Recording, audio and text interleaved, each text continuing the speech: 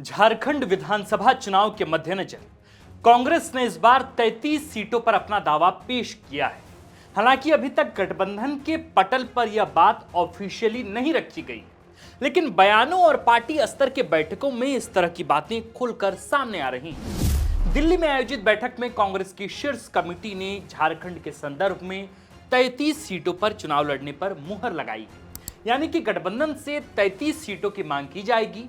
इस मांग के साथ ही महागठबंधन में शामिल अन्य पार्टियां भी अपने जोड़ घटाव में लग गई।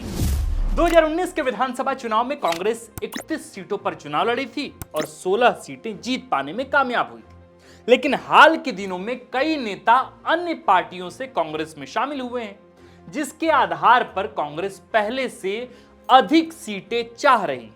इन नेताओं में जो दो प्रमुख नाम हैं वो हैं प्रदीप यादव और दूसरा जेपी पटेल। इन दोनों ही नेताओं को लोकसभा के चुनाव में हार का मुंह देखना पड़ा और दोनों अब विधानसभा का चुनाव लड़ना चाह रहे हैं और इन्हीं दोनों के लिए कांग्रेस 2 सीटें अधिक चाह रही है पिछली बार के मुकाबले।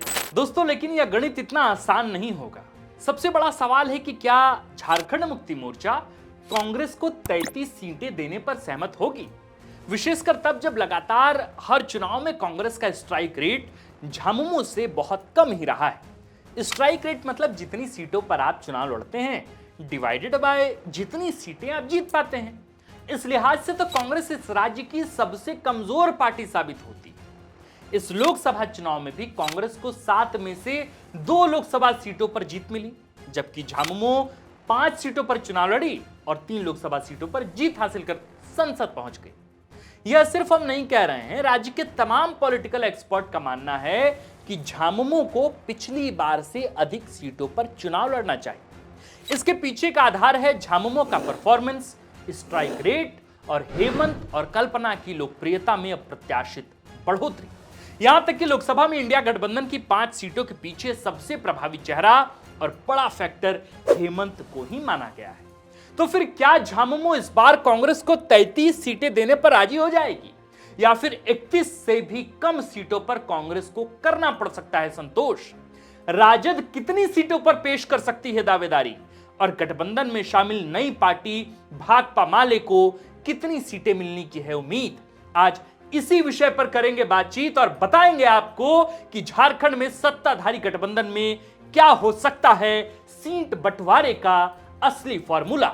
नमस्कार, जोहार, मेरा नाम है आकाश आनंद और आप देखना शुरू कर चुके हैं झारखंड की पॉलिटिकल कवरेज का सबसे बड़ा विश्लेषण, जिसका नाम है सियासी कहानियां।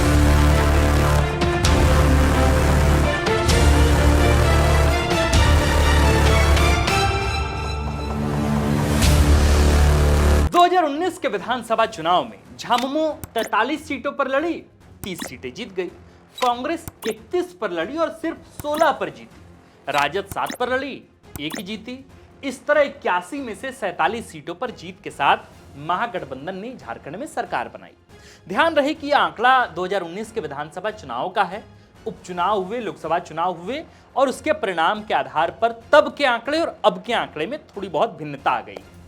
पर एक बात तो तय है कि 2019 के विधानसभा चुनाव में झामुमो 30 सीटों के साथ झारखंड में सबसे बड़ी पार्टी बनकर उभरी थी और कांग्रेस भाजपा के बाद तीसरी नंबर की पार्टी हुई थी। पिछले चुनाव से इस बार के चुनाव में एक महत्वपूर्ण अंतर यह है कि भाकपा माले भी अब इंडिया गठबंधन का हिस्सा चुनाव से पहले और इस लिहाज से माले को भी गठबंधन में सीटें दी जाएंगी। यह बात भी लगभग तय है। लगभग क्या, यह तय ही है। कितनी सीटें दी जाएंगी यह आगे देखना होगा, लेकिन इतना तय है कि बगोदर और धनबाद में भाकपा माले अपना दावा जरूर पेश करेंगे। बगोदर से वर्तमान विधायक विनोद सिंह और धनबाद से राजकुमार यादव के लिए पार्टी जोर आजमाइश में लगी। हो सकता है कि इसके अलावा भी माले को 1 या और 2 सीटें जरूर मिल जाए। राजद पिछली बार की तरह इस बार भी 7 सीटें चाहेगा। चाहने को तो राजद और भाकपा माले दोनों अत्यधिक सीटें चाह रही हैं, पर उनको भी पता है कि महागठबंधन में इतनी सीटों पर दाल नहीं गलने वाला। अब हम लौटते हैं अपने मूल सवाल पर। सवाल यह कि कांग्रेस के 33 सीटों का दावा कितना तर्कसंगत है और क्या झामुमो उसे 33 सीट देने पर राजी हो जाएगी? देखिए, पड़ैयाहाट के संदर्भ में तो यह दावा अप्रत्याशित नहीं। प्रदीप यादव यहां से पहले भी जीत चुके हैं और वर्तमान में विधायक भी हैं, लेकिन मांडू जो कांग्रेस का दावा है उस पर संदेह होता दिख रहा है। इसकी वजह है ये आंकड़े क्या आप भी देखिए। 1985 से लेकर आज तक यहां से केवल यानी कि मांडू से केवल एक बार को छोड़कर हमेशा झामुमो ही चुनाव जीतते आई है। यहां तक कि वर्तमान विधायक जेपी पटेल भी झामुमो की टिकट पर ही यहां से जीते थे, लेकिन वे बाद में भाजपा में शामिल हुए और अब लोकसभा के कारण वे कांग्रेस में आ गए हैं। हालांकि कांग्रेस में आने का बहुत फायदा मिला नहीं, चुनाव तो वहां से भी हार गए, लेकिन चूंकि यह झामुमो की परंपरागत सीट रही है मांडू, झामुमो यह सीट कभी नहीं छोड़ना चाहेगी। ऐसे में संभावना इस बात की भी जताई जा रही है कि जेपी पटेल फिर से झारखंड मुक्ति मोर्चा का दामन थाम सकते हैं। ऐसा करने पर कांग्रेस की दावेदारी अपने आप मांडू सीट पर खत्म हो जाएगी, दावेदारी खत्म हो जाएगी और मामला खत्म हो जाएगा। हालांकि जेपी पटेल ऐसा करेंगे इस बात में भी अभी संदेह बरकरार है, लेकिन दर्शकों मान लेते हैं कि पड़ैयाहाट और मांडू कांग्रेस के पास चले भी जाते हैं, तब भी यह जरूरी नहीं है कि पिछली सभी सीटें कांग्रेस रिटेन कर ले। हो सकता है कि इन दोनों सीटों के एवज में, इनमें से किसी एक सीट के एवज में कांग्रेस को दूसरी कोई सीट या उससे अधिक सीट छोड़नी पड़ जाए, क्योंकि पिछली बार कांग्रेस का स्ट्राइक रेट 50% था, जबकि झामुमो ने 70% सीटों पर जीत हासिल की थी। हाल के दिनों में झामुमो और अत्यधिक मजबूत हुई है, हेमंत की लोकप्रियता बढ़ी है और इस बार पार्टी के सर्वश्रेष्ठ प्रदर्शन की उम्मीद है। तो फिर निश्चित रूप से झामुमो अधिक सीटों पर चुनाव लड़ना ही चाहेगी। ऐसा कोई ऑफिशियल स्टेटमेंट, ऐसी कोई राजनीतिक बयानबाजी तो अब तक झामुमो की तरफ से नहीं आई, लेकिन सूत्रों के हवाले से खबर है कि झामुमो 50 से 55 सीटों पर चुनाव लड़ने की तैयारी में है। आप कल्पना सोरेन की पिछली गतिविधियों को देखें, पलामू में जिस तरह से वे सभाएं कर रही थी, संगठन का विस्तार कर रही थी, और अब हेमंत के आने से जिस तरह स्थितियां बदली हैं, 55 सीटों पर झारखंड मुक्ति मोर्चा का दावा बहुत कमजोर तो नहीं लगता है। झारखंड के कई पॉलिटिकल एक्सपर्ट यह मान रहे हैं कि वे अगर झामुमो 50 से 55 सीटों पर चुनाव लड़ती है तो हो सकता है कि वे अकेले ही बहुमत हासिल कर ले या बहुमत के करीब पहुंच जाए। हालांकि झामुमो के 50 या 55 सीटों पर चुनाव लड़ने का अर्थ है कि गठबंधन की अन्य पार्टियों के लिए सिर्फ और सिर्फ 26 से 31 सीटें जाएंगी। इनमें से कांग्रेस, राजद और माले गठबंधन में बंटवारा बहुत ही मुश्किल हो जाएगा और कोई पार्टी इसके लिए आसानी से नहीं मानेगी। लेकिन 43 सीटों पर लड़ने वाली पार्टी अगर अपना टैली बढ़ाना चाहेगी तो 50 तक तो आंकड़ा पहुंचेगा, और इसमें अगर कोई पार्टी सबसे बड़ा नुकसान झेलेगी तो जाहिर है वो पार्टी महागठबंधन में कांग्रेस होगी। एक तरफ कांग्रेस सीटें बढ़ाने पर विचार कर रही है, दूसरी तरफ स्थितियां उन्हें सीट कम करने पर विवश करती नजर आ रही है। कहीं ऐसा तो नहीं है कि कांग्रेस 33 सीटों का दावा प्रेशर पॉलिटिक्स के तहत कर रही हो, यह भी हो सकता है। दरअसल कांग्रेस को मिलने वाले वोट में से अधिकतर वोट पार्टी का नहीं बल्कि उन नेताओं का है जो कांग्रेस में इस वक्त हैं। लेकिन हमारा अनुमान है कि अभी चुनाव की घोषणा तक कई नेता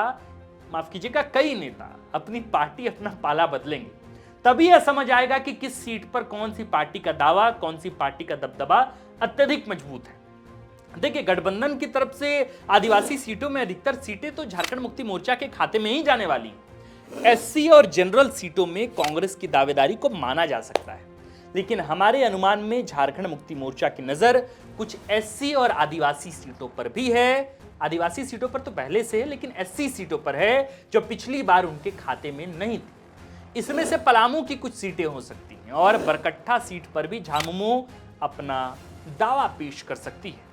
एक बात तो हम दावे के साथ यह कह सकते हैं कि इस बार इंडिया और एनडीए दोनों खेमे के लिए सीट शेयरिंग आसान नहीं होने वाली।